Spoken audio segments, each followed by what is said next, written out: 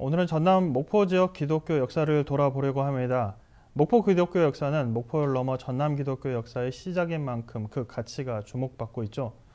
목포 기독교 역사를 한 권의 책에 담아 한국교회에 알리고 계신 목포 기독교 역사연구소 소장 김양호 목사님 자리 모셨습니다. 목사님 안녕하세요. 네, 안녕하십니까. 목사님, 전남 지역 최초의 교회는 19세기 말 목포 양동 지역에 세워진 목포교회였습니다. 사실 모든 경제활동의 중심지가 됐던 곳이 나주인데요. 나주가 아닌 작은 섬마을 목포에 교회가 세워졌다고 하는데 그 배경이 궁금합니다. 예, 미 남장로교에서 우리 호남 지역에 선교를 시작할 때 전라남도는 나주부터 시작을 하려고 했습니다.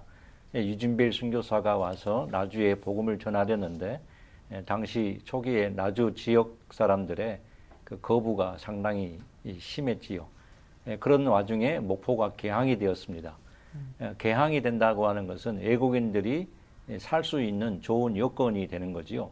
교통편도 편리하고 또 우체국이 생겨서 외국인들이 이 서신 편지를 할 수 있기 때문에 선교회에서는 나주 대신에 목포부터 선교를 시작하기로 결정을 하고 그렇게 해서 우리 전라남도는 목포에서 복음이 시작되었습니다. 네, 선교사님들의 기록을 보면 목포 지역에 많은 선교사님들이 또한 계셨다는 것을 알고 있는데요. 이분들의 섬김으로 목포 지역에서 수많은 영적 인물들이 배출되는 걸로 알고 있습니다. 대표적인 인물로는 어떤 분이 계신지 소개 부탁드리겠습니다. 예, 우리 미국의 선교사들이 목포부터 우리 전남에 복음을 전하면서 우리 한국의 신자들이 많이 생기고 그 중에 많은 일꾼들이 있습니다. 초기에도 이제 강주나 영광 지역의 조사로서 열심히 일했던 지용근 장로라든지 또 전남 동부 지역에는 이제 조상학 장로라든지 이런 여러분들이 있는데 무엇보다 목포에서 김윤수라고 하는 성도가 아주 열심 있게 선교사들을 도와서 우리 목포 전남의 교회를 일궜습니다. 강주 교회를 시작할 때 또 순천 교회를 시작할 때 김윤수가 선교사들을 대행해서 한국인으로서 앞장서서 그 기초적인 작업을 했고 그 이후에도 선교사들뿐만 아니라 우리 목포, 강주, 순천, 전남 지역의 모든 교회들이 초기에 시작이 되고 발전하는데 아주 큰 헌신을 하였습니다. 그래서 우리 목포 전남에서는 그 김윤수 장로님이 대단한 그런 기여를 했던 훌륭한 우리 초기의 성도였습니다. 네, 지역 복음을 향한 신앙 선배들이 또 계셨네요. 목사님께서 목포 기독교 이야기라는 책을 쓰셨지 않습니까? 예. 책에도 나왔지만은 목포 내 기독교 유적지가 훼손됐다고 해서 안타까운 마음을 전하셨는데 그래도 여전히 목포 기독교 역사를 간직한 건축물들이 많이 남아있는 것으로 알고 있습니다. 예. 어떤 건물들이 있습니까? 예, 우리 선교사들이 와서 목포 또 전남에 곳곳에 교회를 세우고 학교를 세우고 병원을 세워서 우리에게 이 복음을 전해주고 선교를 했는데 많은 좋은 건축물들이 있는데 시간이 이제 100년이 훨씬 넘다 보니까 사라지기도 하고 없어지기도 하고 그런 안타까움들이 많이 있지요. 근데 그 가운데 1911년에 세워진 우리 목포 전라남도 최초 교회 양동교회는 그 예배당 건물이 지금까지 잘 보존되어 있습니다. 이제 그 역사도 110년이 넘는 역사 동안 그 건물이 사라지지 아니하고 지금도 교인들이 쓰고 있는 좋은 예배당으로 남아있는 게 양동교회 예배당이고 그리고 이제 목포 정명유학교회 가면 거기에 예전에 이제 선교사들이 묵었던 사택들이 참 많이 있었는데 그 중에 두 채가 지금도 잘 남아 있습니다. 그래서 그 사택도 역시 문화재로 지정이 되어서 우리가 그 선교사들이 어떻게 살았는지를 잘 볼 수 있고요.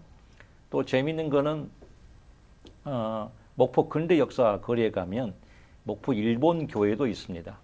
일제 시기에 이제 일본인들이 목포에 많이 살았는데 일본인 가운데 기독교인들이 있었습니다.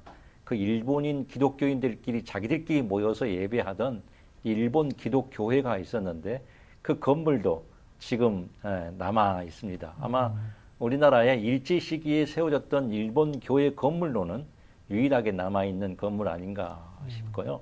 또 재밌는 거는 목포 그 양동 성교부 지역에 나무가 하나 있는데 태산목이라고 하는 아주 큰 나무가 하나 있습니다. 서울에는 이제 그 언더우드 나무라는 것도 있었는데 목포에도 이 선교사들이 자기들 고향에서 자라던 이 태산목이라는 나무를 가져와서 우리 목포 양동에 심고 그것을 보면서 이제 고향을 그리워하고 그랬는데 아직도 그 나무가 잘 자라고 살아 있어서 매우 큰 의미를 지니고 있습니다. 네, 목포 곳곳에 기독교의 역사가 정말 살아 숨쉬고 있는 것 같습니다. 최근 목포 지역 교계에서 목포권 기독교 근대 역사관 건립을 위해 마음을 모은다고 들었습니다. 그런데 최초 목포 교회 설립 연도가 1897년도인지 1898년도인지 정확히 정리되지 않았다면서요. 역사관 건립의 기초가 될 기록인데 이 역사를 어떻게 정리해야 되겠습니까? 예, 우리가 교회 역사가 이제 상당히 오래된 만큼 과거의 역사도 잘 정리해서 우리가 그것을 잘 기념하고 또 우리 후손들에게 잘 물려줘야 될 책임이 있는데 목포 교회는 지금까지 1897년 3월 5일 시작된 걸로 알고 지켜왔습니다.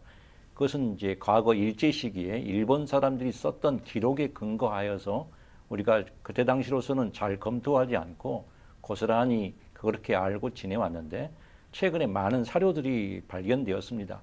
특별히 목포 교회를 시작한 유진벨의 편지라든지 또 유진벨을 포함해서 목포 전남에 있는 모든 일꾼들이 함께 만든 우리 한국의 장로교 사기책이 있습니다. 그 자료들을 보면 1898년 5월 15일 날 목포 교회에서 처음으로 예배 드렸다고 하는 유진벨의 편지와 그 기록들이 많이 남아 있습니다. 그래서 이제 우리가 역사를 잘 정리해야 되는데 기존에 알고 있었던 것과 많이 혼동이 되는 상황이어서 우리가 잘 협의하고 토론하고 역사를 바르게 정리해서 우리가 우리 후손들에게 우리의 교회의 역사를, 우리 하나님의 은혜를 바르게 잘 알려드리는 책임이 또한 우리에게 있다 할 수 있겠습니다. 네, 역사를 바로 세우고 지키는 일에 함께 마음 모아 기도하겠습니다. 예. 오늘 말씀 감사합니다. 예.